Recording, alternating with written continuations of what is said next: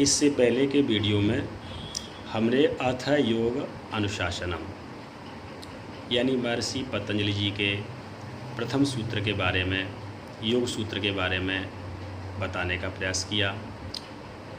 अब हम दूसरे योग सूत्र, जिसमें योग की परिभाषा बताई गई है कि योग है क्या। तो योग चित्तवृत्ति निरोधः, योग वास्तव में चित्त की वृत्तियों का निरोध है, रोकना है। चित्त हमारे लिए एक प्रयोगशाला की तरह है। चित्त क्या है? देखिए, चित्त है हमारा मन, जो 3 गुणों से बना हुआ है, और ये प्रकृति का पहला गुण है, जिसमें सत, रज और तम 3 गुण मिले हुए हैं।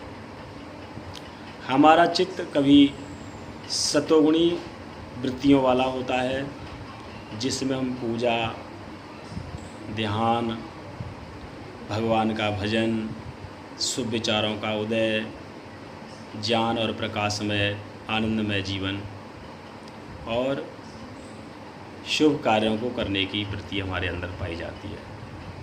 इसको बोलते हैं सतोगुण। और कभी हमारा चित्त रजोगुण से युक्त होता है। उस समय हमारी इच्छाएं बढ़ती हैं, हमारी वासनाएं बढ़ती हैं, हमारा उद्देश्य कुछ चीज़ों को प्राप्त करने का होता है।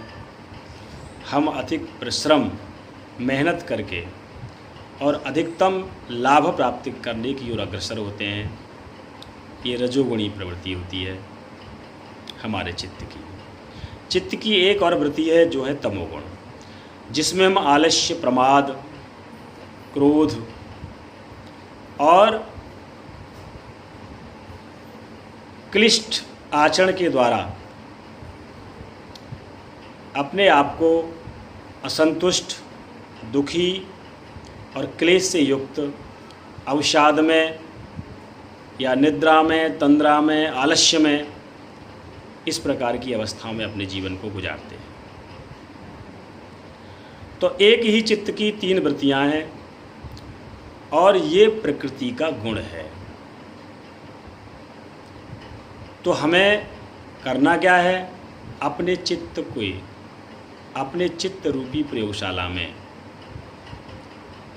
हमें अपनी आत्मा का दर्शन करना है।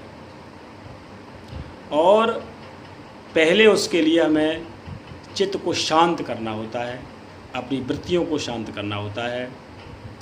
तमोगुण और रजोगुण से रहित केवल सतोगुण प्रधान वृत्तियाँ जब हमारी उदय होने लग जाती हैं,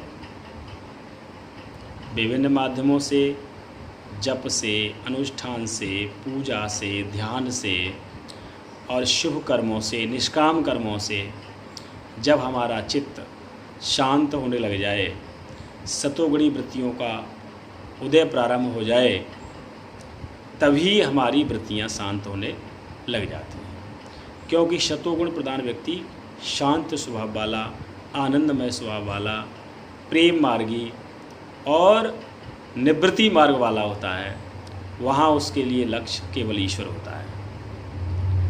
तो योगः चित्तस्य वृत्ति निरोधः, चित्त की वृत्तियों का निरोध करना, यानी चित्त की वृत्तियों को शांत करना, प्रशांत अवस्था तक ले जाना।